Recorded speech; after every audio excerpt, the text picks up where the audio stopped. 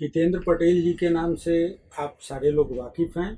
उनकी नई किताब आधुनिक भारत का ऐतिहासिक यथार्थ अभी अभी छपकर आई है। उस किताब के बारे में हम उनसे चंद बातें करेंगे। सबसे पहले हितेंद्र जी, आपका स्वागत है राजकमल प्रकाशन में। आपने ये किताब लिखी है, तो सबसे पहले मैं ये जानना चाहता हूँ कि राजनीतिक से आपका क्या मतलब है, राजनीतिक उपन्यास। इस किताब के बारे में जब से मैंने सोचना शुरू किया और आपको यह जानकर आश्चर्य होगा कि ये किताब पिछले 30 वर्षों से इस किताब के बारे में सोच रहा हूँ। इस रूप में ये किताब बनेगी इसका मुझे पूरा अंदाजा नहीं है। तो जो राजनीति का प्रश्न है या राजनीति से जो अर्थ इस किताब में निकल कर आता है वह थोड़ा सा कॉम्प्लिकेटेड है, क्योंकि राजनीति से जो मतलब समझा जाता है बड़ा सिंपल सा है, लेकिन इसमें जो राजनीति है उसमें बहुत कुछ समाज को दशा और दिशा को दिखलाने के लिए जो चेष्टा हुई थी उन सबको समाहित करने की भी कोशिश की गई है। देखिए, गांधी जी राजनीति करते थे या नहीं, प्रेमचंद की अपनी कोई राजनीति थी कि नहीं, या किसी साहित्यकार में किस हद तक राजनीति हो सकती, कोई इतिहासकार जब अपने समय के बारे में लिखता है तो कितनी राजनीति उसमें वो ला सकता है, इस बारे में अपनी अपनी राय होती है। लेकिन कुल मिलाकर इस 20वीं शताब्दी को समझने के लिए राजनीति बहुत महत्वपूर्ण एक आधार हो सकता है। मुझे विश्व प्रसिद्ध उपन्यासकार इतिहासकार का एक कथन याद आता है ऑसबॉम का, कि वो किसी बड़े इतिहासकार के बारे में बात करते हुए कहते हैं कि 20वीं शताब्दी को समझने के लिए उन्होंने राजनीति को आधार बनाया और बिल्कुल सही किया। तो उस अर्थ में यहाँ राजनीति का अर्थ सिर्फ और सिर्फ जो बोध है राजनीति का वैसा नहीं है, गहरा है। आपने इसकी भूमिका में एक विद्वान का कथन भी उद्धृत किया है कि राजनीतिक उपन्यास से आपका आशय। इसके बहुत सारे डेफिनेशंस हैं, लेकिन एक जो डेफिनेशन जो मुझे बहुत सही लगा वो ये है कि हर वो टेक्स्ट, हर वो उपन्यास जिससे राजनीति पर बातचीत हो सके गहरे अर्थों में, उन सभी उपन्यासों को इतिहास राजनीतिक उपन्यास कहा जा सकता है। यही बात जो है मुझे सबसे उपयोगी लगी, और इसका चूंकि इस किताब से संबंध बनता था इसलिए मैंने इसको रखा। इससे एक बहुत व्यापक दायरा बनता है जी। और आपने टाइम लिया है 1919 से 62। वो ये टाइम चुनने की एक खास वजह तो ये है कि ये बहुत ही अद्भुत किस्म का समय है, महत्वपूर्ण समय है, और इस समय जो भी लोग अपने अतीत के बारे में सोचते हैं, आधुनिक भारत के बारे में सोचते हैं, तो इस कालखंड का विशेष महत्व है। पहली बार जनता जो है वो एक आंदोलन से जुड़ी, एक महान व्यक्तित्व ने उनको नेतृत्व दिया और एक अलग किस्म के आदर्श के साथ वो जुड़े रहे, जिस राजनीतिक आंदोलन के फलस्वरूप अंग्रेज यहाँ से गए ये माना जाता रहा। और उसके बाद राष्ट्र निर्माण के लिए प्रतिबद्ध एक सरकार ने कम से कम दावा किया कि हम एक राष्ट्र निर्माण के स्वप्न को आकार दे रहे हैं। तो ये पूरी प्रक्रिया जो है, जिसको हम लोग पहले गांधी युग और नेहरू युग के नाम से जानते थे, इस पूरे कालखंड को समझने की एक कोशिश जरूरी है, क्योंकि 19वीं शताब्दी थोड़ी दूर है और 1962 के बाद की कहानी को इतिहासकार के रूप में कहना थोड़ा मुश्किल है। इसलिए मैंने ये समय चुना जिससे कि हम 20वीं शताब्दी के इतिहास के बारे में, ऐतिहासिक यथार्थ के बारे में कुछ कह सके। आपने 4 उपन्यासकार चुने जी। तो इन चारों को चुनने की खास वजह क्या रही, या आपको मतलब इससे ही एक और प्रश्न जुड़ता है कि आपकी नज़र में तो और भी बहुत सारे लोग होंगे, तो आपने इन्हीं चारों को क्यों चुना? इसके 2 कारण हैं। एक कारण तो ये है कि इन लोगों ने सुसंबद्ध तरीके से व्यवस्थित तरीके से लगभग इतिहासकार की तरह समय को ध्यान में रख करके उपन्यास लिखे हैं, और वे राजनीतिक उपन्यास हैं। जैसे कि एक उपन्यास इस सन में खत्म होता है, फिर अगले उपन्यास में उसकी कहानी आगे बढ़ती है, मतलब टाइम पीरियड को लेकर ध्यान में रख करके। तो इस काल को ध्यान में रखकर राजनीतिक सच्चाई को रखने की जो औपन्यासिक चेष्टा, इसको मैंने ध्यान में रखा है।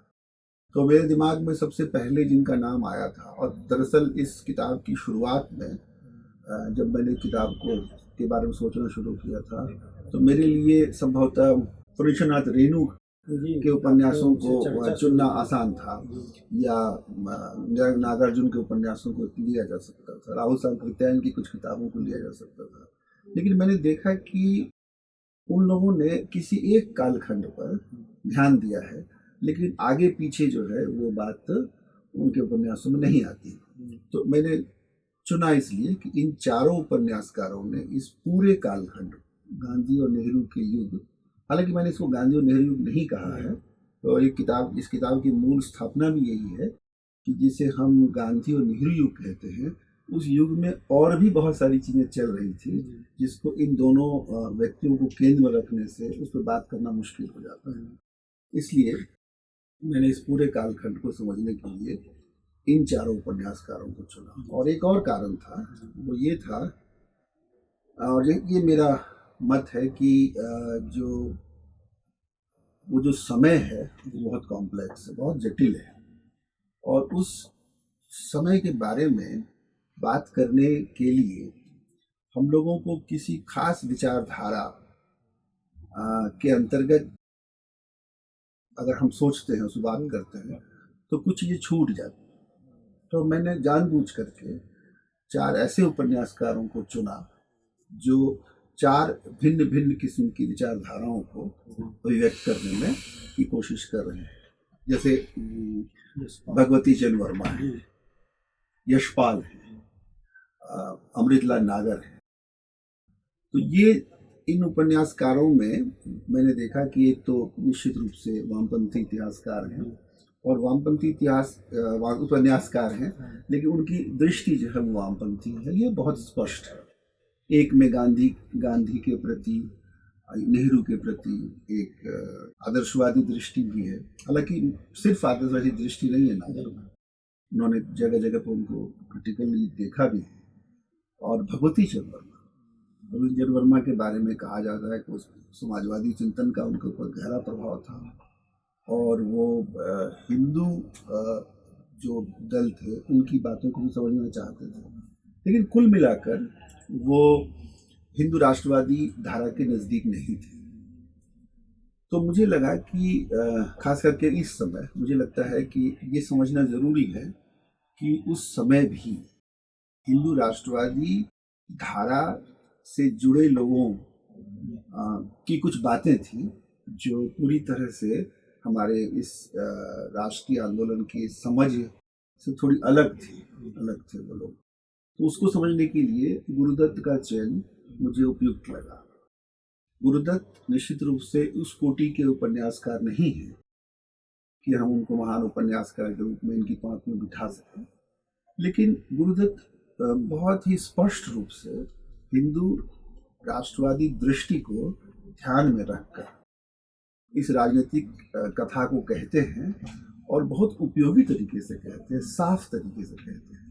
तो हिंदू राष्ट्रवादी जो दृष्टि थी उसको समझने के लिए, तो वो इतिहास को कैसे देखते हैं, इसको समझने के लिए मुझे लगता है कि गुरुदत्त का चयन मुझे करना ठीक रहा। और मैं स्पष्ट देख पा रहा हूँ कि गुरुदत्त की बातों की ज़रूरत थी इस विमर्श को आगे बढ़ाने के लिए। ये आपने जैसे विचारधाराओं की बात कही, और ये भी बहुत साफ बात है कि आज़ादी के आंदोलन से लेकर के आज़ादी के बाद के भी खासे समय को गांधी और नेहरू की छाया में देखा गया। और जैसे गुरुदत्त ने उससे इतर एक स्थापना रखी, या वामपंथियों ने भी उससे इतर एक स्थापना रखी कि इतिहास कोई एक रैखिक धारा में उस तरह से चलने वाली चीज़ नहीं है। तो लेकिन अभी के समय में जब हम इस बात को ले आते हैं तो एक बहुत बारीक क्या कहें सिल्वर लाइन जैसी चीज़ है कि कहाँ हम किसी के समर्थन की तरफ जाते दिखते हैं। ये वस्तुनिष्ठ ढंग से विचार करना इस समय में, जैसे जिनको आपने हिंदुवादी विचारधारा कहा है, आपने उनको हिंदुत्ववादी विचार क्यों नहीं कहा? ये प्रश्न मतलब ये गुत्थी हम सब लोगों के बीच अभी बहुत मौजूद है, इसलिए मैं जानना चाहता हूँ। तो ये बहुत सीधा सवाल नहीं है। हाँ, और हाँ, ये एक महत्वपूर्ण सवाल है, और इसका जवाब जो मुझे सूझ रहा है इस वक्त वो ये है कि पहली बात तो ये कि एक किस्म का भ्रम लोगों के मन में है कि जो जैसा हुआ था उसकी कहानी राष्ट्रीय आंदोलन के इतिहास के लिखने वालों ने सामने रखी। राष्ट्रीय आंदोलन के इतिहास का एक विशेष पाठ जो है हमारे बीच में उपलब्ध रहा है, ज़्यादा प्रचलित रहा है। इस विशेष पाठ की अपनी एक सीमा है, इसको ध्यान में रखा जाना चाहिए। और दूसरी बात ये है कि जो इससे जुड़ी हुई बात है कि एक राजनैतिक मतैक्य, एक वैचारिक मतैक्य जो है इस इतिहास के बारे में पिछले 50 सालों में प्रचलित रहा है। इसके बाहर जो सोचा गया, हालांकि वो सफल नहीं हो पाए, लेकिन जो सोचा जाता रहा है वो लेकिन लगातार उसमें रहा है, और जो बाद में घटित होता है उसके साथ इस सोची हुई बातों का कोई जोड़ बनता है। तो एक इतिहासकार के रूप में या तो आप साइलेंट रह सकते हैं और जो राजनीतिक मतैक्य है उसके समर्थन में खड़े रह सकते हैं, लेकिन मुझे लगता है कि ये समय की ज़रूरत है कि जो हो न सका लेकिन सोचा गया हो, उस कहानी को भी हमको सामने रखने की ज़रूरत है। खासकर तब जो सोचा गया था उसका एक प्रभाव जो है बाद के समय में हमको दिखलाई पड़ता है, इसलिए उस कहानी को भी कहे जाने की ज़रूरत है। इसमें पक्ष विपक्ष से ज़्यादा महत्वपूर्ण है एक तरह से उस पूरे समय के जटिल यथार्थ को खोलना, उसको सामने रखना। और जानबूझकर इस पुस्तक में कोई विशेष किस्म के स्टैंड को नहीं रखा गया, जो कि अगर रख लेता तो ये काम आसान होता। वो नहीं इसलिए रखा गया है क्योंकि कभी कभी समय इस रूप में आपके सामने प्रश्न खड़े कर देता है कि आपको लगता है कि हम किसी निश्चित निष्कर्ष पर पहुँचें, ये ज़रूरी नहीं है। हमारी चेष्टा होनी चाहिए कि जटिलता को हम जहाँ तक संभव हो सके हम खोल सकें, मतलब तस्वीर को साफ साफ दिखाने की कोशिश करनी चाहिए। हालांकि कोई ऑब्जेक्टिव हिस्ट्री होती नहीं है, हाँ, और मैंने भी कोई दावा नहीं किया कि मैं पूरी तरह से ऑब्जेक्टिव रह पाया, लेकिन फिर भी कोशिश तो है कि ये जो मतैक्य है, ये जो एक तरह की ही बात को कहते रहने का जो चलन है, उससे इतर या उसकी परिधि से बाहर जाकर कुछ और कहने सुनने की कोशिश, एक संवाद करने की कोशिश इसमें है। इसमें एक तरह की ये भी बात होगी, चूंकि ये साहित्यिक कृतियों के जरिए इतिहास को देखा जा रहा था, तो आपको क्या ऐसा भी लग रहा था कि जैसे बीच बीच में कड़ियाँ टूटी हुई हैं तो जोड़ने में दिक्कत आ गई, या अंतराल है, मतलब जिसके लिए कोई कृति उपलब्ध नहीं है, या जिन लोगों को आपने चुना उनके अलावा आपने एक आध लोगों की चर्चा भी की कि उन लोगों की किताबें भी हो सकती थी?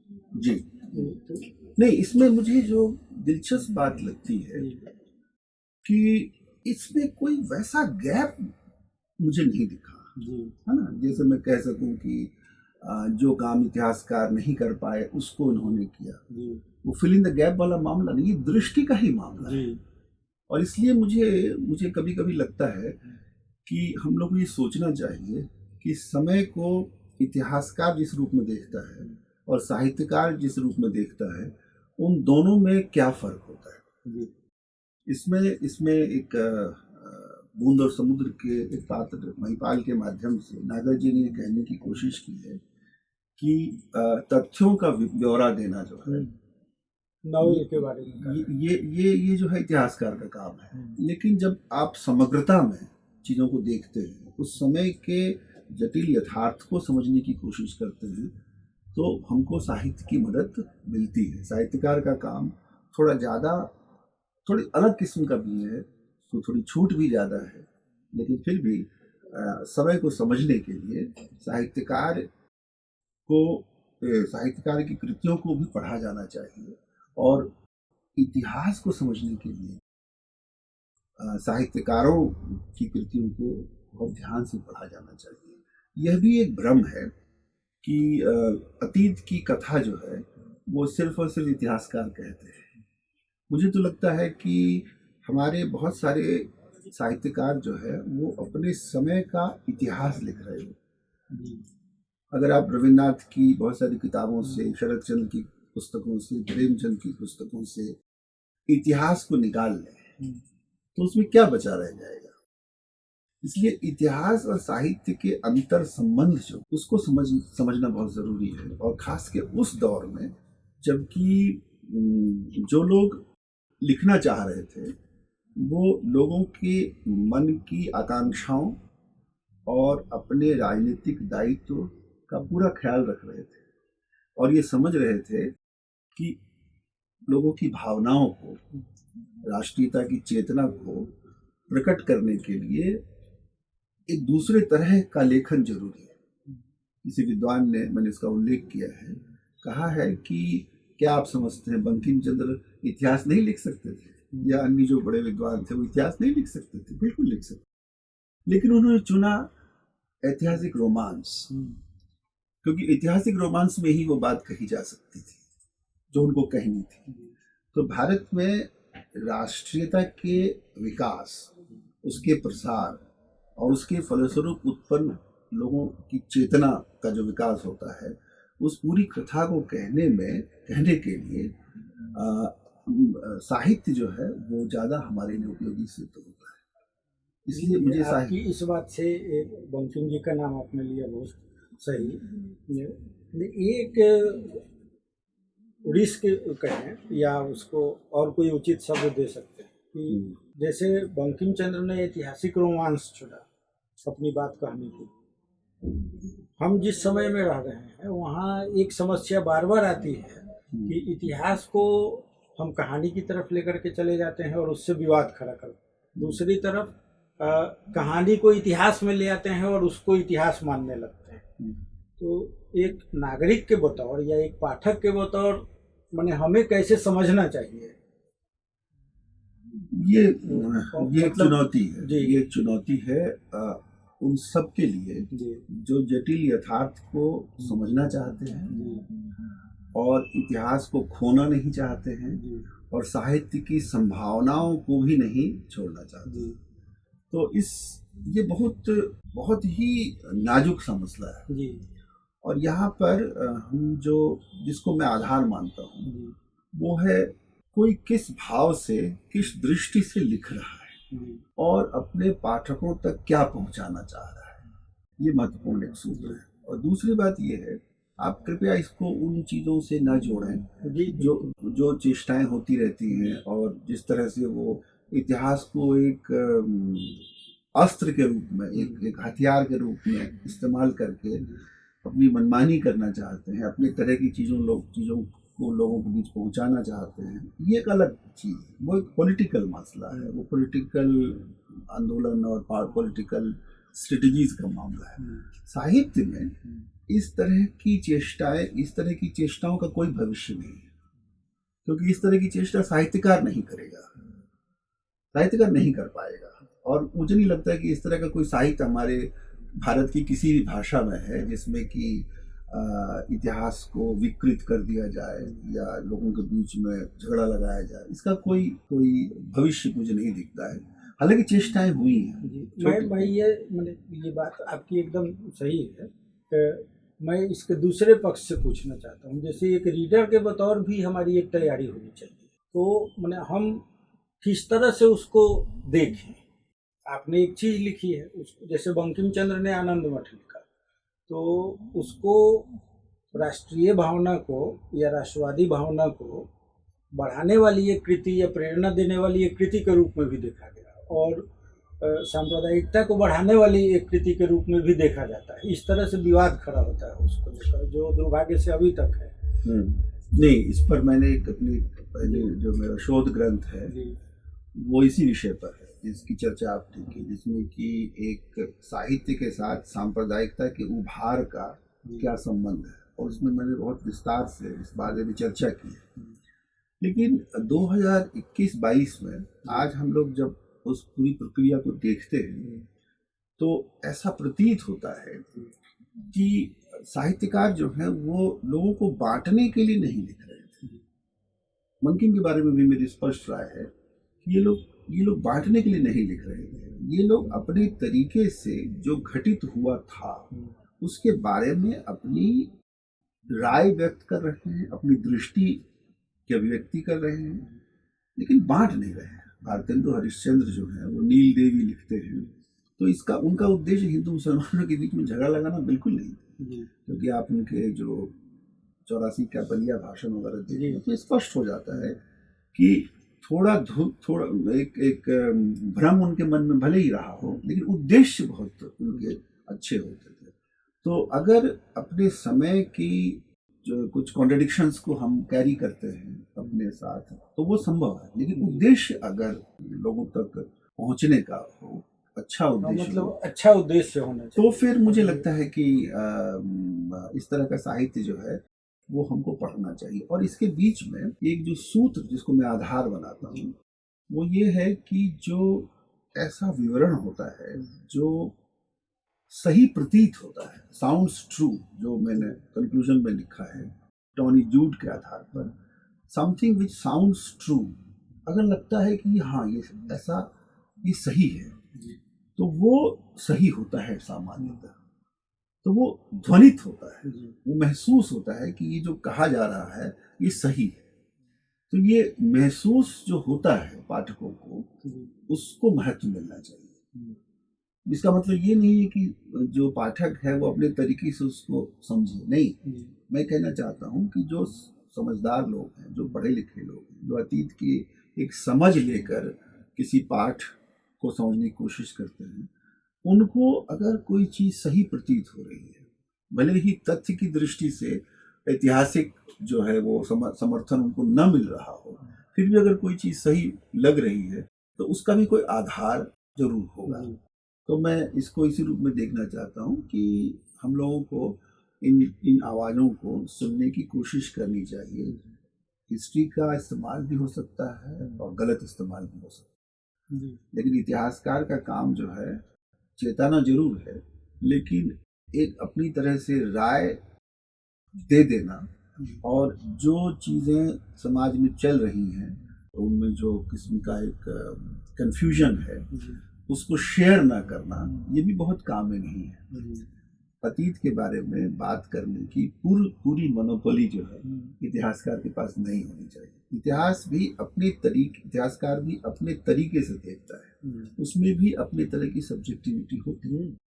तो इसलिए मैंने कोशिश ये की है कि इतिहासकार के रूप में ये पूरी तरह से इतिहास की ही पुस्तक है, भले ही इसमें जो सोर्सेज हैं वो लिटरेचर से आए हैं, पॉलिटिकल नॉवेल की शक्ल में आए हैं, लेकिन ये इतिहास की पुस्तक है।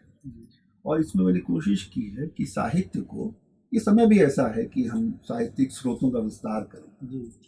इस क्रम में मुझे लगता है कि साहित्य इतिहास लेखन के स्रोत के रूप में इस्तेमाल करने के लिए जो उचित पद्धति हो सकती है उसकी तरफ भी इस किताब ने कोशिश की है। आपकी बात से मुझे याद आया, लोग जब छात्र थे पटना में तो इतिहासकार रामशरण शर्मा जी कहते थे कि किसी न किसी को साहित्य के जरिए भी इतिहास लिखना चाहिए। वो खास करके हिंदी साहित्य का हवाला देते थे, और वहाँ ऐसी चर्चाएं भी चलती थी कि अपने समय को, खास करके बिहार के समय को आप जितनी 2-3 किताबों से जान सकते हैं आधुनिक समय को, उतना बहुत सारी इतिहास की किताबों से जानने में भी शायद अब सफल न हो, जैसे रेणु की किताबें, सतीनाथ भादुड़ी की किताबें। तो आपने एक महत्वपूर्ण काम ये किया कि उनकी इच्छा किसी न किसी रूप में पूरी हुई है, जहाँ से एक बहस आगे की तरफ बढ़ेगी। इसमें कोई ऐसी चीज़ जो लिखते हुए लगा कि वो शेष रह गई इस किताब, जो आगे आपको करना है इस सिलसिले में? जी, सबसे पहले तो मैं बिल्कुल आपकी बात से इत्तेफाक रखता हूँ। रामशरण शर्मा से छात्र जब मैं था, शोध छात्र था, तब मेरी उनसे मुलाकात भी हुई थी, और इस तरह की कुछ बात मुझे भी याद पड़ता है उन्होंने कही भी थी, खास कर शायद ये रेणु का प्रसंग था जी। संभवतः, रेणु के प्रसंग में कही थी कि बहुत सारी बातें हैं जो इतिहास में नहीं आ पाई, उपन्यासों में। मैं बिल्कुल आपकी बात से सहमत हूँ। सतीनाथ भादुड़ी का आपने जो नाम लिया, वो जागरी उपन्यास और ये ढोराई चरितमानस, वो सब अद्भुत सोर्स है, लोगों ने काम किया है इसके ऊपर। और रामचंद्र शर्मा इस तरह की सोच रखने वाले अकेले व्यक्ति नहीं थे जी। मुझे तो लगता है कि सबसे महत्वपूर्ण व्यक्ति जो इस संबंध में हमारे लिए एक नया रास्ता बना सके वो है राहुल सांकृत्यायन। राहुल सांकृत्यायन की पुस्तकों को मैंने इसमें शामिल नहीं किया है क्योंकि उस पर एक स्वतंत्र पुस्तक लिखने की मेरी योजना है जी। और राहुल सांकृत्यायन ने कैसे उस समय को देखा है, उस पर एक अलग से किताब लिखी जानी चाहिए। तो एक तो मेरा ये है कि राहुल पर जो है मैंने इसमें अपने को लिखने से रोका है।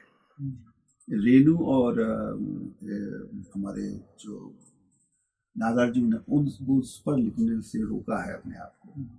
राजा राधिका रमन प्रसाद और रामवृक्ष बेनीपुरी जो है वो भी महत्वपूर्ण लोग हैं और मुझे उम्मीद है कि मैं ना सही कोई और जो है उस समय के इतिहास के बारे में सोचेगा। भारत की विभिन्न भाषाओं में इस तरह के उपन्यास हैं जिस पर भी काम होना चाहिए और मुझे पूरी उम्मीद है कि ये काम होगा। तो बहुत सारे लोग काम करते हैं लेकिन वो कहते हैं कि हमें वो जो मेथोडोलॉजी का जो सवाल है कैसे किया जाए, किस आधार पर किया जाए, तो उस दिशा में इस पुस्तक का एक शायद महत्व हो सकता है क्योंकि इसमें एक थ्योरेटिकल डिस्कशन भी है और मेथोडोलॉजी को लेकर के हमने इसमें काफ़ी कोशिश की है कि साहित्य के स्रोतों से इतिहास लेखन की ओर किस तरह बढ़ा जा सकता है। ये एक दार्शनिक प्रश्न भी था, एक फिलोसॉफिकल क्वेश्चन भी है, मेथोडोलॉजिकल क्वेश्चन भी है, उससे भी एक तरह का एंगेजमेंट इस किताब में है। तो इस अर्थ में मुझे लगता है कि जो चीज़ें छूट गई हैं उस पर मैं खुद काम करूंगा और जो अन्य जो शोधार्थी हैं वो भी इस तरह की बात सोचें। जैसे मुझे ऐसे ही ख्याल आ रहा था कि जैनेन्द्र कुमार का जैसे नॉवेल है त्याग, तो त्याग पत्र को पढ़ते हुए क्या हम अपने आज़ादी के आसपास के भारत में स्त्रियों की स्थिति को लेकर के कोई राय बना सकते हैं? निश्चित रूप से। और इस तरह से भी कोई अध्ययन हो सकता है? हो सकता है। मैं तो सीधे कहना चाहता हूँ, जैसे मान लीजिए कि मनमथनाथ गुप्त ने कुछ किताबें लिखी है, जैसे बगला की एक है चाणक्य सेन लिखते थे, उनकी किताबें राजकमल से प्रकाशित हैं। हाँ शायद, हाँ। लेकिन अब वो चूंकि बहुत बड़े साहित्यकार उस अर्थ में नहीं थे, विद्वान थे जी, तो दूसरे चीज़ों के विद्वान थे, लेकिन उसमें राजनीतिक इतिहास है और जो राजनीतिक इतिहास है उसको अगर ध्यान से पढ़ेंगे तो आपको लगेगा कि वैसा बहुत कुछ है जो इतिहास में आ नहीं पाया है। इतिहास की छूटी हुई दास्तानों को या इतिहासकारों द्वारा छोड़ दिए गए आख्यानों को, विवरणों को, विश्लेषणों को अगर हम जरूरी समझें, अपने साहित्य के सहारे अपने पाठकों के सामने रखें और जटिल समय को खोलने की कोशिश करें। और जो छूट गया है इसमें, उस पर मैं आगे लिखने की योजना बनाता हूँ। अभी तक जो इस पुस्तक के बारे में जो राय खास करके युवा शोधार्थियों के बीच में जिस तरह की राय मुझे मिली है, उससे मुझे बल मिला है। मुझे उम्मीद है कि अन्य लोग भी इसको देखेंगे और पढ़ेंगे। हम लोगों को भी उम्मीद है कि इस किताब के जरिए एक नई बहस, और नई न भी कहें तो एक आगे की बहस शुरू हो कि हम अपने साहित्य के जरिए अपने समय को किस तरह एनालाइज करें, अपने इतिहास को किस तरह देखें और इतिहास से हमें क्या लेना है, इसकी भी एक बेहतर समझ लेकर के हम आगे बढ़ें, जिसकी बहुत ज़रूरत है और जिसके संकटों का सामना अभी हमारा समाज ज़्यादा कर रहा है शायद किसी भी और समय के मुकाबले। मैं आपकी चिंताओं से अवगत भी हूँ और मुझे लगता है कि जनता या जो पाठक हैं उनका अपना विवेक जो है इस मामले में बहुत महत्वपूर्ण भूमिका का पालन कर सकता है कि कौन सा साहित्य सदिच्छा से लिखा जा रहा है और इसके लिखने का उद्देश्य क्या है। जिसके बाद जहाँ हमारा चित्त भय शून्य हो, अरे और जैसे बिल्कुल, क्या कहते बात हैं, याद दिलाई आपने। हाँ। तो मुझे लगता है कि उस दिशा में बढ़ने के लिए ये किताब और इस तरह की आगे और किताबें हैं और उस दिशा में ले जाने में सहायक साबित हों, ये हम लोग चाहते हैं। और हमें उम्मीद है कि आप आगे भी इस तरह की और किताबें हिंदी समाज को देंगे। बहुत बहुत, मुझे बहुत अच्छा लगा आपने, मुझे भी आपके बहुत प्रश्न अच्छा भी लगा। बहुत ही सुंदर बहुत थे। बहुत धन्यवाद हितेंद्र जी।